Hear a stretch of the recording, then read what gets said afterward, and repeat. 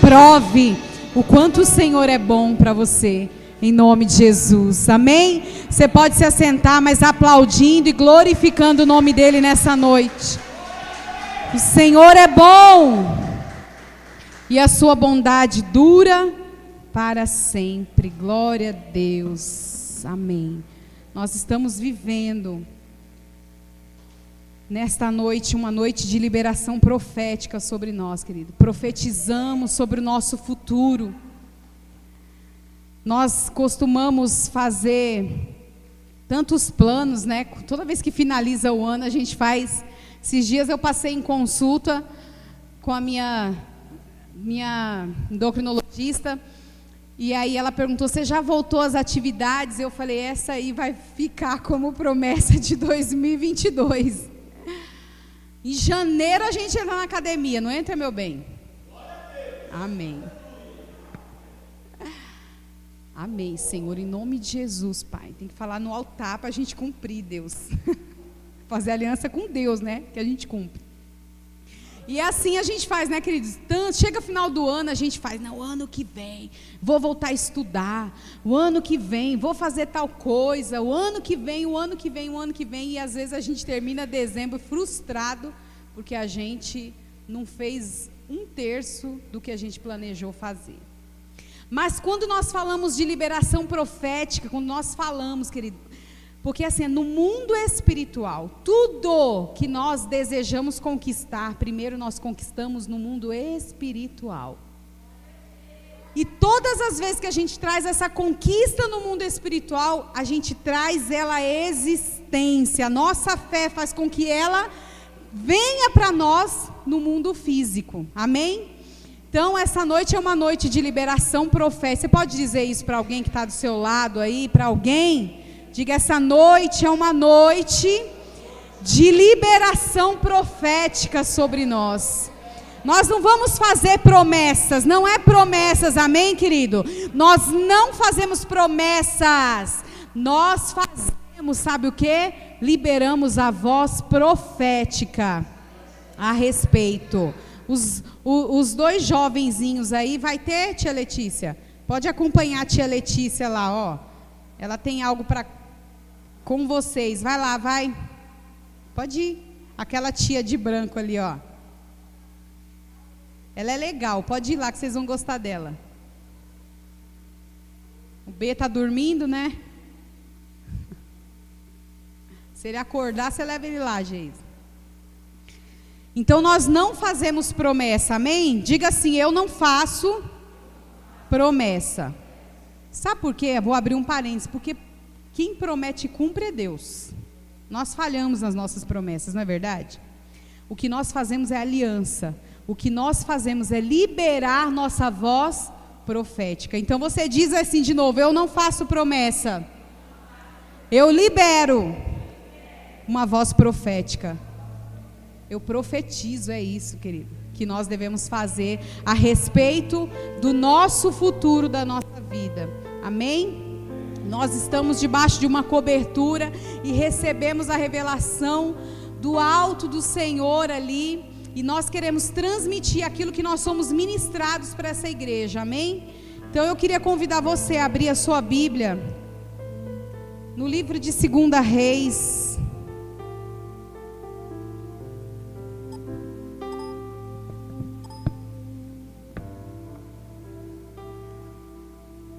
Livro de 2 Reis, capítulo 4. Vou ler um texto aqui conhecido.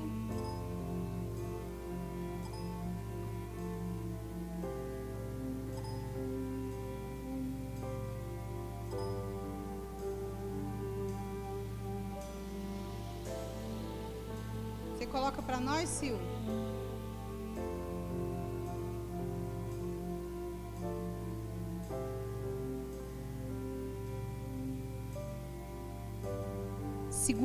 Segundo livro de Reis, capítulo 4.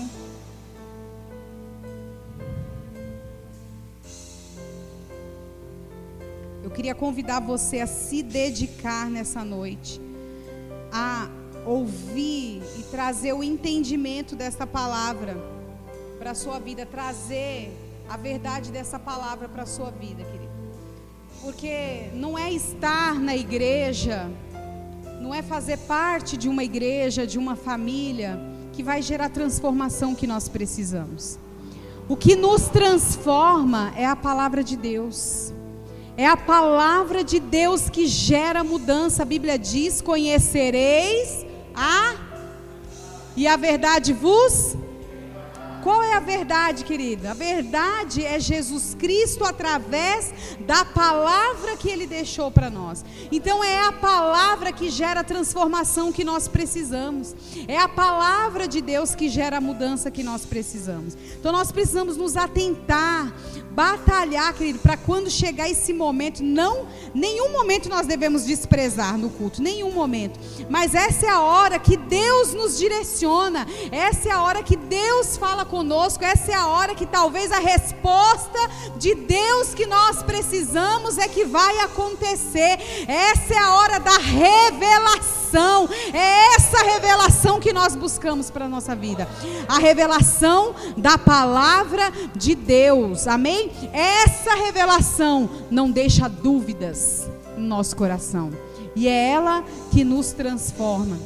Então, dedique esse momento assim para dizer: Senhor, eu abro meu coração para te ouvir. Consagre mesmo seus ouvidos, seu entendimento para receber essa palavra, para que por meio dela você seja transformado essa noite, amém? Em nome de Jesus.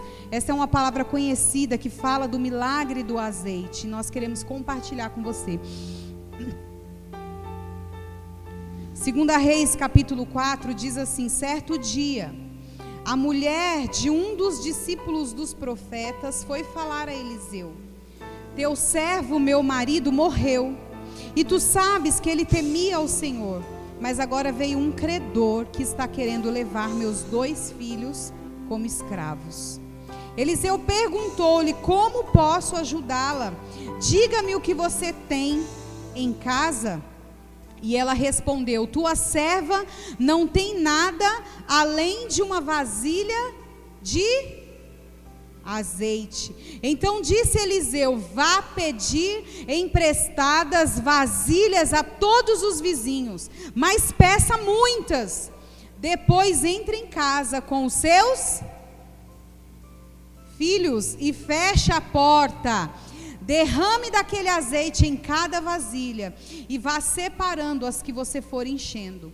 Depois disso ela foi embora, fechou-se em casa com seus filhos e começou a encher as vasilhas que eles lhe traziam.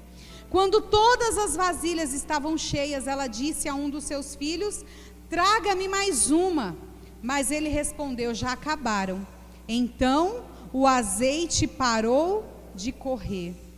E ela foi e contou tudo ao homem de Deus, que lhe disse: vá, venda o azeite, pague suas dívidas, e você e seus filhos ainda poderão viver do que sobrar.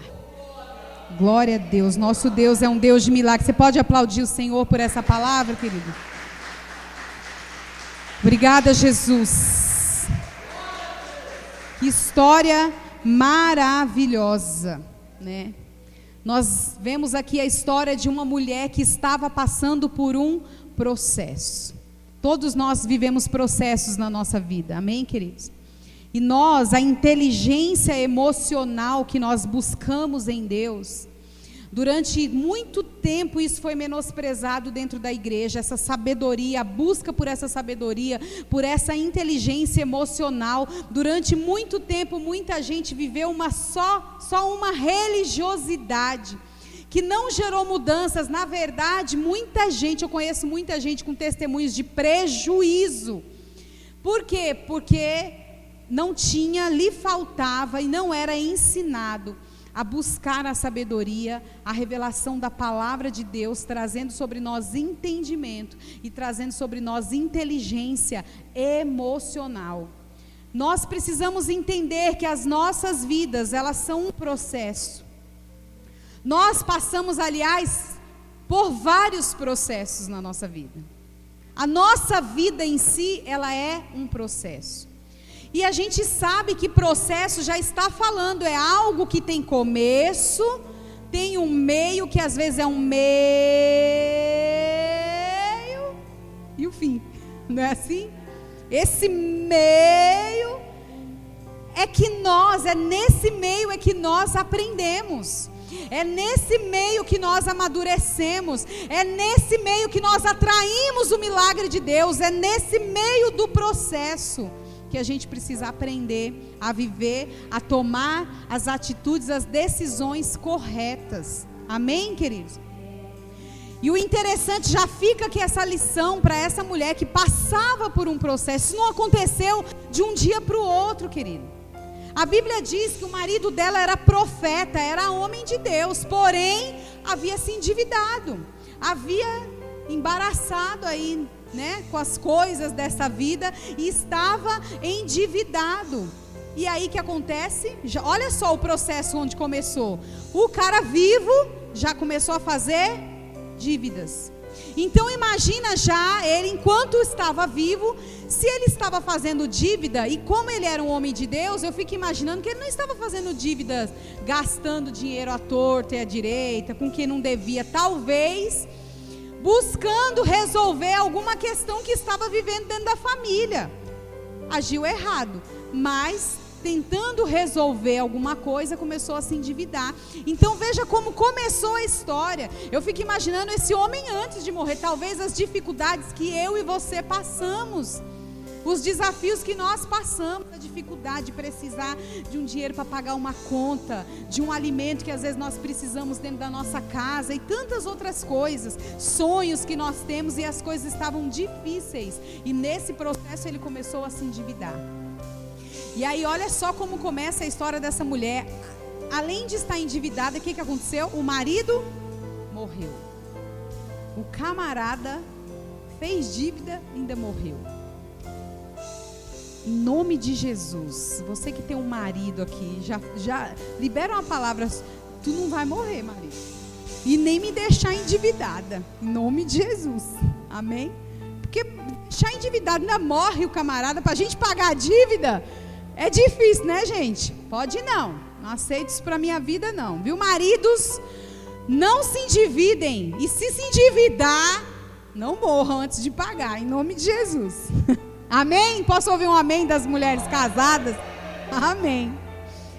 Então olha a situação que ela ficou. Estava endividada e perdeu o marido, se sentindo sozinha.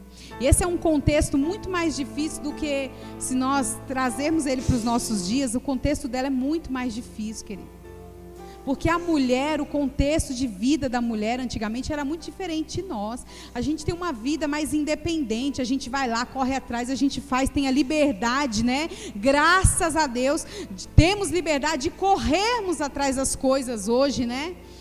Mas antigamente o poder da mulher, ele era limitado. A liberdade da mulher naquela época era muito limitada. Ela não podia fazer muitas coisas. Aliás, ela se submetia às regras, às leis dos homens naquele momento. Ela se submetia e ela obedecia, e não tinha negociação para isso.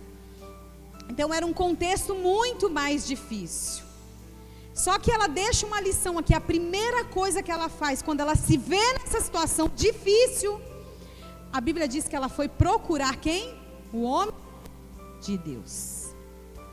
Esse homem de Deus aqui está representando para nós o próprio Deus, porque era assim que Deus se revelava, se manifestava através, né, dos profetas dele na terra. Então ela foi buscar a Deus, ela foi buscar a orientação de Deus, que Deus está dizendo para nós precisamos levar a sério a busca de Deus nas nossas escolhas, nas nossas decisões, nos desafios e processos que nós enfrentamos. Às vezes a gente entra nele justamente porque Deus, está a quilômetros de distância, porque nós não buscamos a orientação, nós não oramos, nós não buscamos um aconselhamento de uma liderança, dos pastores a respeito de alguma coisa, e quando a gente vai ver, o negócio já está Talvez a gente não tenha a resposta que você precisa, a gente não tenha. Mas a gente vai unir a nossa força à sua e vai orar com você. E vai liberar uma palavra sobre a sua vida que vai te trazer motivação, vai te trazer a motivação da sua fé. E nós ficamos retidos, talvez por tantos motivos. A gente tem uma dificuldade, muita gente tem muita dificuldade de se relacionar com Deus, né? Tanto na sua intimidade como através de uma liderança, por causa do seu histórico. Quem tem dificuldades, quem teve lá no passado dificuldades com a sua paternidade, com a sua, né, com sua liderança mesmo, com a autoridade de pai, de mãe, dificilmente tem um relacionamento são, um relacionamento correto com Deus. Tem dificuldade de se relacionar, de se submeter a uma liderança, por exemplo. Então nós precisamos, essa é a primeira lição, querido, para as nossas vidas. Nós estamos aqui, os dias de 2021 não acabaram e nós cremos ainda que Deus pode realizar muitas coisas. Quando Deus quer abençoar, esses dias eu estava conversando com o irmão Marcelo, chegaram aqui tem o quê? 15, 20 dias? 15? 20? 15 dias chegaram aqui. E aí ele já chegou, já querendo trabalhar, enviou currículos, né, Marcelo? E enviou currículo na outra semana, sei lá, acho que foi na outra semana, né? Na segunda-feira, não foi? Não. Então, já começou a vir chamando ele para trabalhar. Há 15 dias já começou, já está trabalhando, querido. Começou segunda-feira a trabalhar. E eu disse para ele, quando Deus quer abrir uma porta, querido, para nos abençoar, Ele abre. Quando Deus quer, Ele abre. E não tem, assim como também quando Ele fecha, querido, não tem currículo no mundo que faça o negócio acontecer. Por isso que tem que vir do alto, entendeu? Por isso que nós precisamos buscar do alto a resposta, porque Deus tem a resposta, a orientação certa para as nossas vidas. Então a gente precisa buscar, assim como ela foi buscar a orientação de Deus para a sua vida a respeito da nossa situação. E é interessante que lá no final de tudo, e nós vamos falar do processo, mas lá no final de tudo, a Bíblia diz que ela foi no início e procurou o homem de Deus. E quando tudo passou, ela foi lá no homem de Deus e contou tudo. Sabe o que quer dizer isso? Sentimento de gratidão, de reconhecimento a Deus pelo que aconteceu. São princípios que nós precisamos buscar na nossa vida. A Bíblia nos ensina a oração do Pai Nosso. E assim, essa oração virou uma reza, virou, né? E as pessoas costumam falar muito dessa oração, mas elas não falam uma das partes principais dessa oração. Que lá no final, né? Vamos dizer juntos essa oração: Pai nosso que estás no céu, santificado seja o teu nome, venha a nós o teu reino, seja feita a tua vontade, assim na terra como no céu. O pão nosso de cada dia nos dai hoje, perdoa as nossas dívidas, assim como nós perdoamos aos nossos devedores, e não nos deixes cair em tentação, mas livra-nos do mal. E aí as pessoas terminam como? Termina aí a oração? Mas livra-nos do mal, pois teu é o reino, o poder e a glória para sempre. Amém. É assim que termina essa oração. Reconhecimento. Alguém se rende. Pai nosso que estás no céu, o teu nome é santo, está sobre todo nome. Mas lá no final ele diz: teu é o reino, o poder e a glória para sempre. Amém. Então são princípios que nós aprendemos com essa mulher aqui. A ingratidão, querido, ela é escravidão para as nossas vidas. Existem pessoas que são escravas da ingratidão, têm dificuldade de dizer obrigado. se não exercitam isso com alguém que está do lado, não vão exercitar com Deus. Aliás, as pessoas dedicam muito mais tempo reclamando com Deus, murmurando com Deus, do que agradecendo por aquilo. E eu sou, querida, assim, muito taxativa no que eu vou dizer. Eu tenho muitos sonhos para a minha vida, eu tenho muitos projetos para a minha casa, para os meus filhos, para a minha descendência. Eu tenho muitos desejos, mas ainda que nenhum deles se realize, nenhum deles aconteça, eu tenho motivos de sobra para passar todos os meus dias agradecendo a Deus por tudo que Ele fez. E adoração é um momento de gratidão. Aliás, aprenda isso, eu já disse isso aqui uma vez, que quando nós entramos aqui, e assim, eu fico muito feliz, porque antigamente, quem está aqui com a gente desde o início, vai saber do que eu estou falando, quanta dificuldade que a gente tinha de fazer o louvor e a adoração fluir nesse lugar. É verdade ou não é, gente? Quem está aqui desde o início sabe. A dificuldade que era, as pessoas tinham dificuldade de se expressar diante do Senhor, e a gente estava sempre declarando a liberdade nesse lugar, se expressa, e às vezes no momento da adoração a pessoa estava assim, ó, igual o ventilador.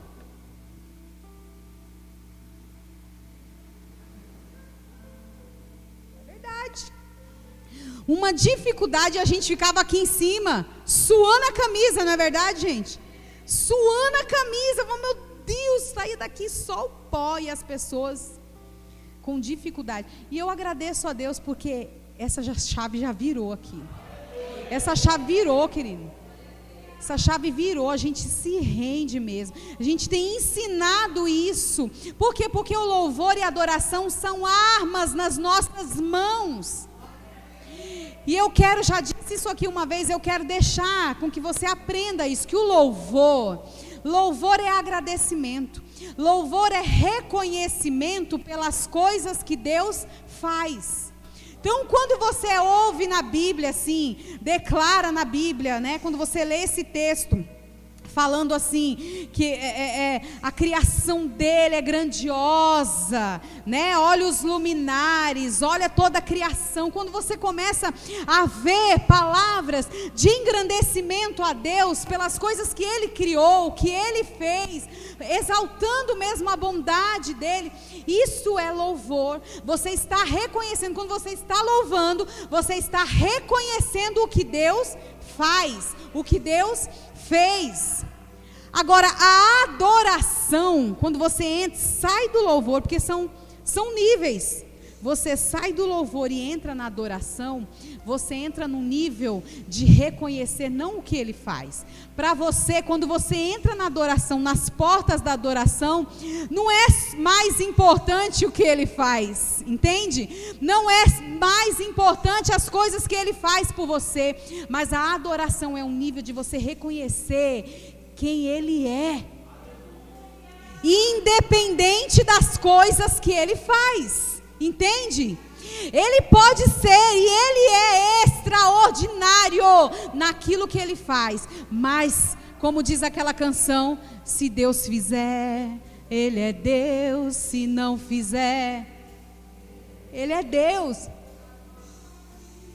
Ele é Deus, e se fechar, continua sendo Deus. Isso aí é nível de adoração, de alguém que já não se importa só com as coisas que Ele pode fazer, mas é alguém que encontra prazer em quem Ele é, de se lançar nos braços dEle, de sentir o cheiro, o perfume, o toque.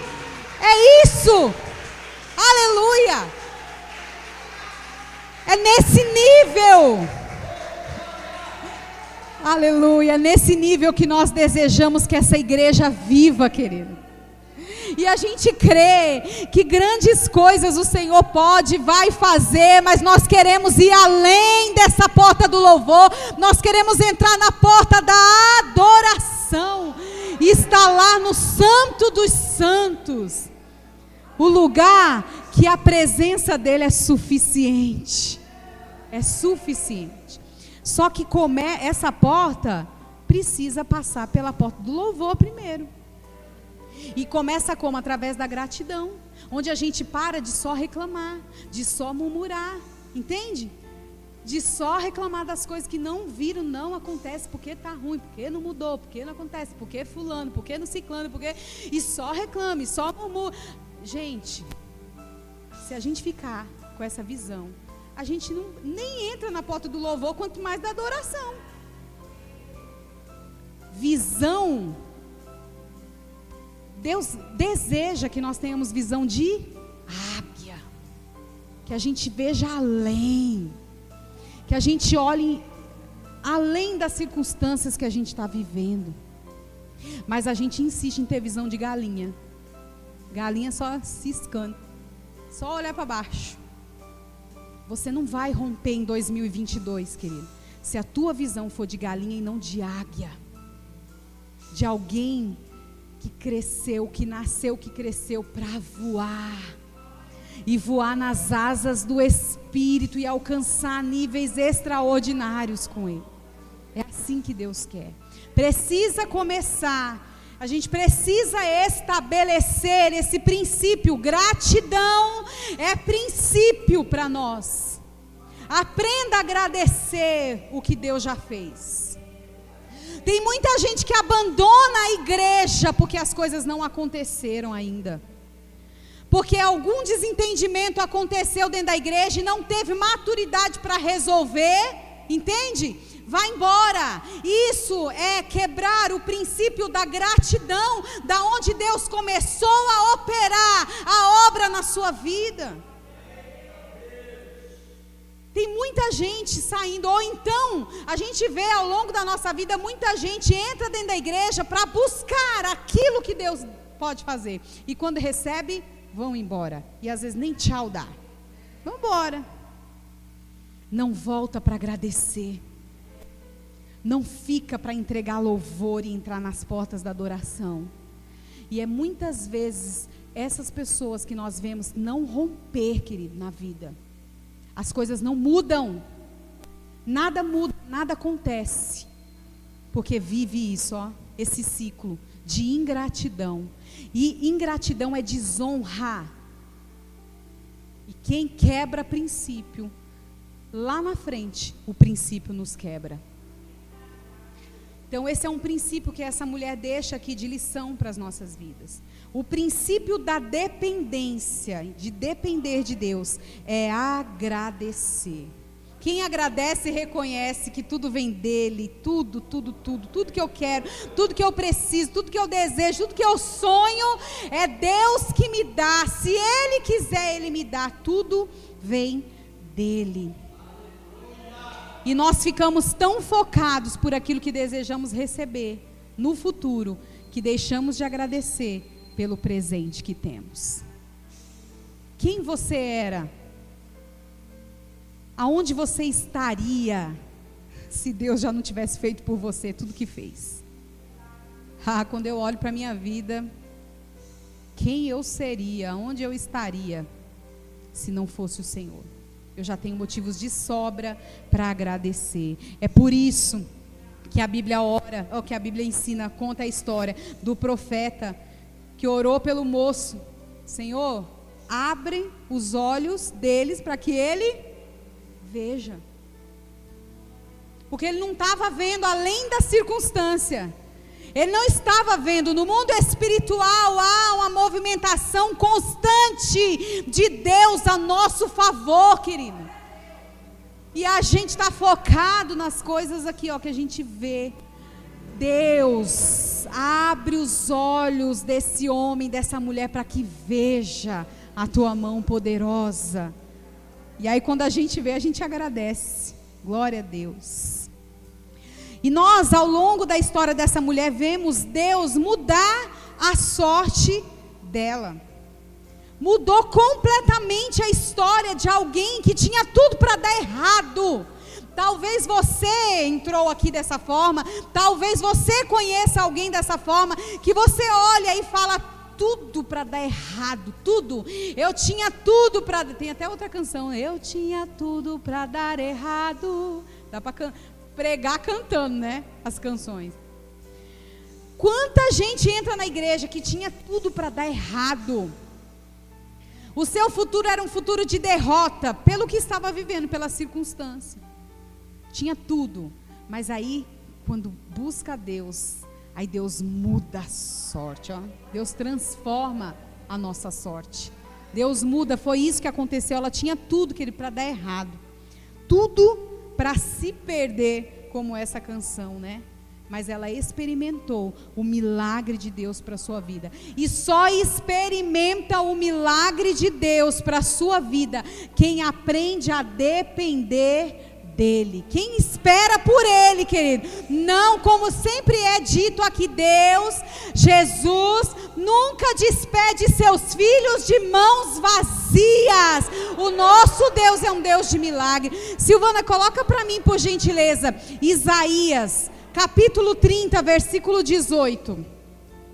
Olha só o que a Bíblia diz. Olha a promessa de Deus que existe para nós, para aqueles que esperam em Deus.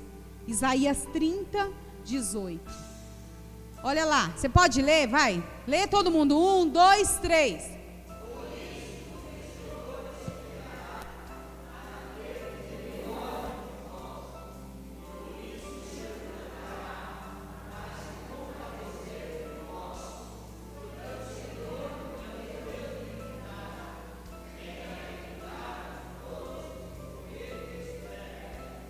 Bem-aventurados todos os que nele esperam. Essa palavra aí, por isso o Senhor esperará. Sabe o que ele está dizendo? Eu estou esperando, filho, eu estou esperando você começar a acreditar em mim. Porque o meu desejo é ter misericórdia da sua vida e mudar a sua sorte. Mudar a sua sorte. Esse é o desejo de Deus. Não existe ninguém mais que queira tanto nos abençoar como o nosso Deus, o Deus que nós servimos, querido. Uma lição aqui que nós aprendemos, e eu quero trazer a essência dessa palavra em torno disso aqui. Que veja bem, essa mulher estava endividada, perdeu o marido, e a Bíblia diz que os credores, para quem eles deviam, foram lá para receber o dinheiro. Eles foram atrás de receber o dinheiro. Só que eles poderiam ter chegado lá na casa dela e ter falado assim, ó, me dá essa geladeira aí, esse fogão, essa TV aí maravilhosa que você tem, me dá aí essa. Eles poderiam ter ido atrás de bens. Não poderia, gente? Não poderia, para receber. O que eles quiseram? Os filhos. Os credores foram cobrar a dívida com os filhos. A Bíblia diz que ela está dizendo, eles querem levar os meus filhos como pagamento da dívida. Isso era comum naquela época. Era comum. Mas o que eu entendo espiritualmente para isso? Todo projeto do diabo é atingir a nossa família, é destruir a nossa família. O que a gente deve, ele não quer o melhor dos nossos bens, ele não quer nossa casa, nosso carro, não é isso que ele quer a nossa família. Ele quer minar e destruir a nossa família, que é a nossa riqueza maior, que é o nosso bem maior. Ou você tem coisa melhor, mais rica do que isso? Eu não tenho. A nossa riqueza maior é a família. Essa é a meta do diabo. A Bíblia diz lá em João 10:10 que ele veio para roubar, matar, destruir o quê, querido? Não que nós não daremos autoridade a ele para tocar nos nossos bens. Quem é fiel tem autoridade, cobre. Quem é fiel a Deus, escuta que dízimo é cobertura para você, viu? Quem é dizimista tem a proteção de Deus para a sua casa, para os seus bens. Tem a proteção de Deus. Então, se nós vivemos esse princípio, nós não estamos dando legalidade para tocar nos nossos bens, ok? Nós não permitiremos isso. Mas, se nós não permitimos que ele toque nos nossos bens, quanto mais na nossa família. Porque se a gente perde um carro, a gente com luta e a gente conquista de novo. Essas coisas se conquistam de novo. Agora não existe preço para a família. Não existe preço. para uma família, para um casamento, para uma aliança firmada em Deus. Aquilo que foi firmado em Deus, não há preço que se pague por isso. A família é o maior e principal projeto de Deus para a vida do homem. É a família. Amém? E a Bíblia fala que os credores queriam levar os filhos. Tudo gira em torno da nossa casa, querido. E a nossa lição, e a gente disse aqui que estamos debaixo de uma liberação profética, e essa liberação é para a nossa casa principal, porque a nossa meta principal tem que ser a nossa família, querido, em nome de Jesus. Eu quero que você entre em 2022 pensando na sua família, crendo na restauração de todos os seus, querido, da salvação. Nós não podemos nos conformar em entrarmos no céu e vermos a nossa família ir para o inferno. Nós não podemos sossegar diante disso. Nós não podemos permitir que o diabo leve a nossa família como pagamento. Entende? É a nossa família. É a nossa família. Nós precisamos honrar a família que Deus nos deu. E cada um aqui tem o seu histórico de família. Tem gente que está ali casado, tem sua esposa, seu marido, seus filhos. Tem gente que tem só seus filhos, tem gente que tem só seu marido. Cada um tem um contexto aqui, mas é a sua família, é o que você tem. E você não pode ficar sossegado permitindo que o diabo leve aquilo que você tem. Você não pode se conformar com isso. Você precisa lutar pela sua família, amém, queridos? Lute pela sua família. Lute pela sua família. Não permita que a desonra do mundo. Gente, nós estamos vivendo dias. Você sabe disso que eu estou falando. Nós estamos vivendo dias onde cada vez mais o diabo está desconstruindo o conceito de família nessa terra. Está tudo errado. Está tudo uma bagunça. A gente está vendo as coisas acontecerem aí. A gente foi no shopping ontem. E eu não estou aqui para fazer alguma apologia, fazer pregação a respeito disso, mas as coisas estão tão sutis, estão minando, entrando dentro do conceito familiar, porque a meta do inimigo não é levar os nossos bens, é levar a nossa família. A gente foi no shopping ontem e eu estava procurando um brinquedo para minha neta, fiquei lá rodando, aí eu vi lá umas bonecas, e uma das bonecas, a propaganda na caixa da boneca, era um menino ninando a boneca. E tá bom, os meninos precisam aprender como cuidar, tudo bem, não é isso, né? Cuida. Mas você entende como isso é sutil? Está entrando, minando e roubando, entrando, querendo alcançar os nossos filhos, querido. Essa é a meta. É tudo muito sutil, mas está acontecendo. Entende? Como o diabo quer destruir o conceito. E a gente sabe muitas coisas aí de família que estão. E as pessoas estão tratando e querem implantar em nós e querem enfiar a goela abaixo de que essas coisas são normais, são comuns. E não é normal. Não é normal. Se o diabo aparecesse de chifre, de rabo feio na nossa porta, você ia abrir para ele entrar? Ele não vai aparecer assim, queridos. Não é assim que ele se manifesta, que ele quer aparecer para nós, porque ele sabe que assim a gente tem medo dele, ó. Sai para lá, capeta. É sutilmente, minando, trazendo desonra. A gente tem tantas histórias de filhos que morrem cedo. E muitas dessas histórias, querida, é a verdade da palavra se cumprindo. Porque se tem um princípio que a gente precisa, é o princípio da honra, que está se quebrando dentro. Ainda ontem a gente estava conversando. Hoje em dia não se pode conversar mais, as pessoas não conseguem dialogar, se discordam, já dá briga. Trazendo desonra para dentro da família, não respeitam os mais velhos. Meu avô, quando eu era criança, eu tive a oportunidade de morar lá 1 ano com ele. um ano e pouquinho, meu irmão também, a gente ficou um tempinho lá, né? Sim. Meu avô era daquele que se ele estivesse na sala conversando com alguém, não se passava no meio assim, ó, sem pedir licença, entendeu? Sem pedir a bênção. Meu avô era desse tipo. Meu avô, quando dava meio-dia, tinha que estar todo mundo sentado na mesa para comer. É outro contexto, né, gente? Mas tinha que estar. Meio-dia, todo mundo sentado à volta da mesa para almoçar. E essas coisas foram se acabando.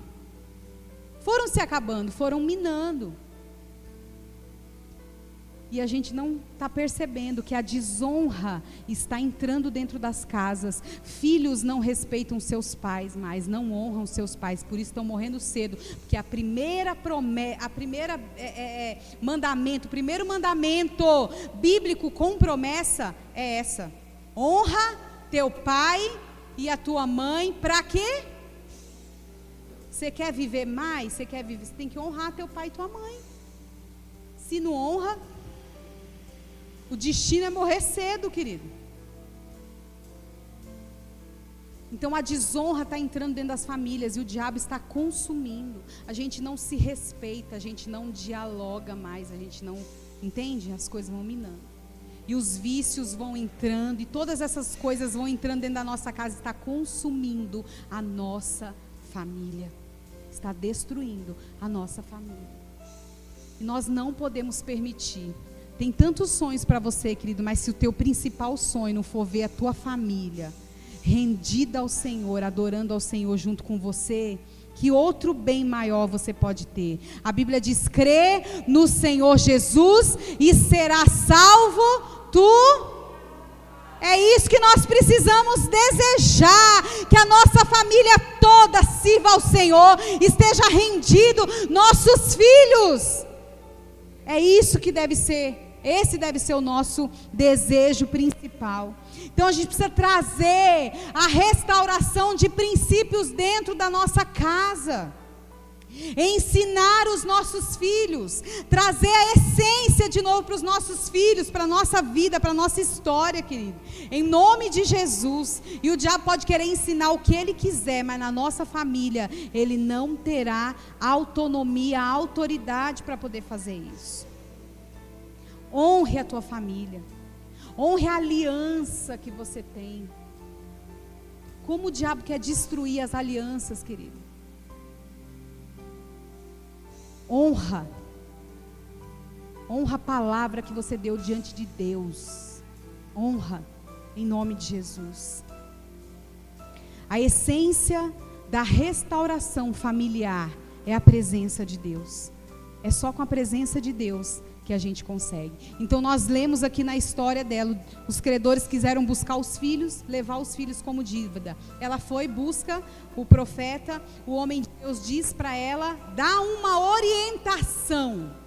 E nessa noite você vai receber uma orientação da parte de Deus a respeito da sua família, amém? Esta palavra é a palavra de Deus e a Bíblia diz que ela não volta vazia, ela vai encontrar um propósito e você vai receber isso e vai ser o propósito de Deus. Então ela busca lá o homem de Deus e ele dá uma orientação. Ele diz para ela o seguinte: o que você tem? Ela responde: eu não tenho muita coisa, eu só tenho um pouquinho. Isso já é uma revelação de Deus. Nunca uma pessoa diante de Deus vai chegar vazia, querido. Você nunca vai poder dizer: eu não tenho nada. Você tem um pouco, um pouquinho você tem. Um pouquinho mínimo você tem, querido. E você só precisa desse pouquinho para ver o milagre de Deus acontecer. Você só precisa desse pouquinho para ver Deus se manifestar na sua vida. Ela disse: eu não tenho muito. Ela não disse: eu não tenho nada. Ela não foi pessimista, reclamona, murmurona, além do que ela estava vivendo. Ela disse: eu só tenho um pouco de azeite. O profeta disse: vai para dentro da sua casa. Recolhe primeiro todas as vasilhas que você puder. Recolhe todas, leva para dentro da sua casa e se tranca lá dentro com seus filhos. Olha só, Deus estava... Não foi o profeta que fez um milagre, foi ela lá dentro da casa dela. Deus está dizendo, é dentro da sua casa que eu quero me manifestar primeiro, lá dentro com você, eu e você, e a sua família. Lá dentro, se tranca lá, que eu vou manifestar. É isso que Deus está dizendo, se tranca lá, o homem de Deus diz para ela. E começa a derramar azeite na vasilha, uma a uma.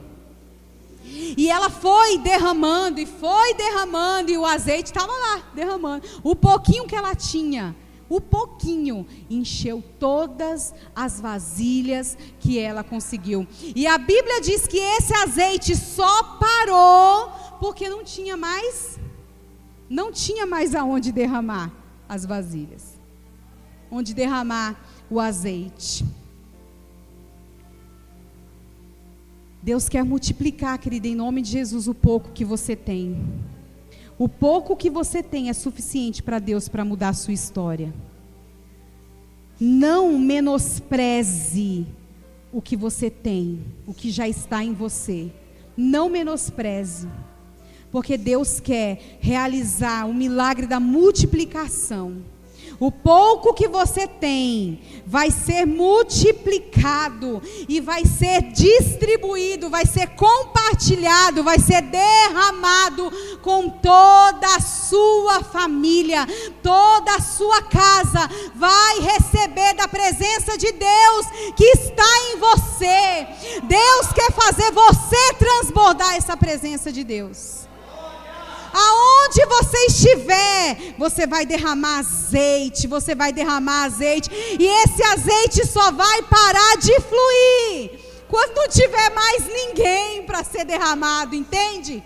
Enquanto houver alguém para você tocar, querido, o azeite vai continuar sendo derramado, a presença de Deus vai continuar se manifestando. Deus quer usar você. Então não menospreze seus dons, seus talentos, não menospreze a palavra de Deus na sua boca, o pouco que você conhece dessa palavra de Deus, o pouco que você conhece, que ele pode mudar a história de uma pessoa. Meu marido conta que o que mudou a história dele foi Jó 14:6, não foi isso? Então, Jó, que você viu, era a abreviação de João. Aquilo mudou a história dele, porque ele ficou curioso. O que quer dizer Jó 14:6? E aquilo despertou ele. O pouco, querido, o pouco. Se alguém não tivesse colocado aquele bendito Jó 14:6, esse homem não seria vosso pastor. O pouco que você tem, Deus quer multiplicar e transformar a vida das pessoas à sua volta, querido. Em nome de Jesus. Não menospreze o pouco que você tem, o pouco que você recebe. Não menospreze os pequenos começos que a gente diz aqui. Tem muita gente que nos questiona, pastora. Eu não menosprezo isso aqui. Isso aqui está construindo a nossa história. Isso aqui tá, o livro está sendo escrito. Daqui uns anos a gente vai falar, olha, Manancial começou assim, ó. Manancial começou assim, assado, com meia dúzia, como diz o Nicolas, com Pedro, Tiago e João, que às vezes eu pergunto para ele, quem estava lá, e fala Pedro, Tiago e João. É assim. Mas nós estamos escrevendo a nossa história e nós não vamos menosprezar os pequenos começos, aquilo que Deus tem nos dado, porque Deus é que nos levará a alcançar lugares, coisas maiores. Agora é um milagre que Ele quer fazer a gente viver, multiplicar aquilo que a gente tem. Toda semente que você está plantando na sua vida, que vai haver colheita para você. Toda semente. Nós fizemos aqui o ato profético dos 12 meses. Nós estamos liberando algo profético. Isso aqui é pela fé. Se você não tem fé, não participa. Isso é fé. Isso é fé. E nós estamos aqui para estimular a sua fé. Entende? Fizemos aqui esse ato profético que você está semeando. Você está semeando, porque você é uma pessoa de fé. Você acredita, você está semeando. E deixa eu dizer para você, talvez Há sementes que você plantou aqui nesse altar, que você não vai ver a colheita. Mas eu quero dizer para você que os seus filhos vão. A colheita vai chegar na sua descendência, querido. Vai chegar lá. Por causa da semente que você está plantando. Existem coisas que só vão ver. Tem árvore que você planta hoje aqui, você morre e não cresceu ainda, não deu fruto ainda. Mas as nossas gerações vão viver. Eu sei o que eu já passei de dificuldade dentro da minha casa. E eu agradeço e glorifico a Deus por não ver meus filhos passando as mesmas coisas. Embora eles tenham os desafios dele, mas não viveram, e não vão viver as mesmas coisas que nós vivemos. Por quê? Porque eles estão vivendo talvez uma conquista nossa, a colheita daquilo que nós plantamos, assim como também eu vivi a colheita daquilo que meus pais plantaram. Entende, querido, que você está plantando na sua história, na sua família, e vai haver colheita para a sua vida. Amém? Os vasos aqui que essa mulher apresentou representa a sua família, representa cada um das pessoas que você ama. E Deus quer que você derrame azeite, derrame a presença dele na vida dessas pessoas. Eu não sei como vai ser o seu Natal, o seu final de ano, não sei como vai ser sua reunião familiar, mas você tem azeite para derramar. Traga esse princípio da honra onde você estiver. Traga o princípio da reconciliação, do perdão, querido, para dentro da sua casa. Aprenda a perdoar, a liberar mesmo, a não estar preso, porque você está pensando que o seu perdão está atingindo o outro, está atingindo você mesmo, é só você.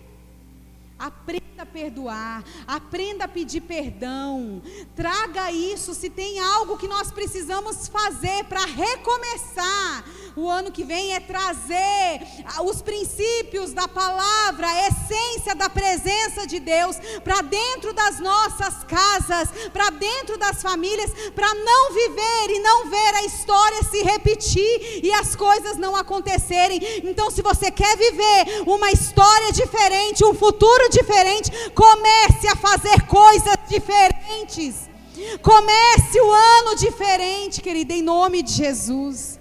A azeite de Deus em você, a presença de Deus em você, e Deus quer que você compartilhe, derrame dessa presença sobre outra pessoa, derrame, dá um abraço nessa pessoa, perdoa, libera, deixa essa pessoa viver a vida e você vai viver a sua, em nome de Jesus. Mas se liberta disso, solta seu barquinho, querido, e deixa ele navegar nas águas do Espírito Santo de Deus, para você viver e alcançar tudo aquilo que você tem. Abençoa, abraça, beija. Nós ficamos quase 2 anos sem poder fazer isso. Eu mais ou menos, que eu não sei muito, né? Eu gosto de abraçar o povo, beijar. Faça isso agora. Um abraço ungido do Senhor e derrama azeite nessa pessoa. Diga para essa pessoa que você ama. Peça perdão, perdoe. Mas comece um ano protegendo a sua casa, protegendo a sua família, que é o seu bem maior. É o seu bem maior. Nós não teremos filhos para perdição, querido. Nossos filhos não serão para perdição. Nossa casa não irá se perder. Nós não permitiremos que o diabo entre dentro da nossa casa e destrua a nossa família. Custe o que custar, nós vamos lutar. E aquilo que nós precisamos já está dentro de nós, que é a presença de Deus em nós. É a presença de Deus em nós. Ela já está em você. Ela já está sobre você. Amém? Há azeite de Deus para derramar aí? Você tem azeite? Então eu quero te convidar a se colocar de pé.